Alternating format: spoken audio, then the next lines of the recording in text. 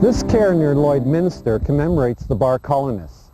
They came to Canada in 1903 to found an all-British colony. They made it, but not without the help of George Lloyd. They were exactly the kind of immigrants he believed were best for Canada. George Exton Lloyd was an immigrant himself. In 1881, he left England for Ontario to serve as an Anglican missionary. 4 years later, he came west as chaplain to the Queen's Own Rifles and was wounded during the Northwest Rebellion at the Battle of Cut Knife Hill. Lloyd's time in Western Canada convinced him that the prairies should be settled by British immigrants. He joined forces with another Anglican priest, Isaac Barr, to bring 1,400 British settlers to Canada. But the Barr colonists weren't a happy lot when they reached Saskatoon in 1903. Barr proved to be a poor organizer and a bit of a profiteer.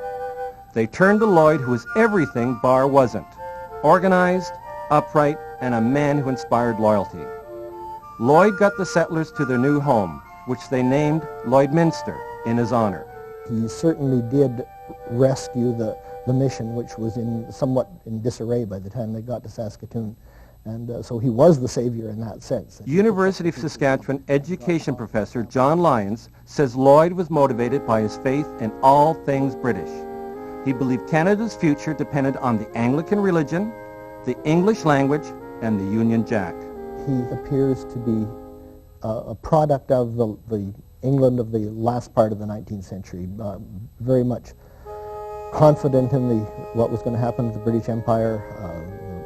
The globe was going to be colored pink, large parts of it, and he was going to contribute to making sure that this happened.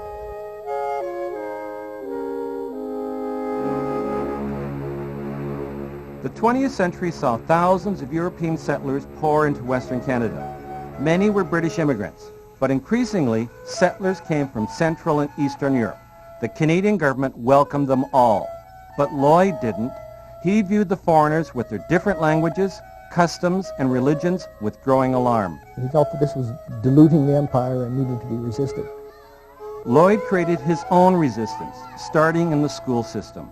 He founded the Fellowship of the Maple Leaf to bring hundreds of British teachers to Saskatchewan to instruct the immigrant children. At the back of his mind, it was very clearly these people were going to be missionaries for this British cause. And by British cause, he meant Anglican cause.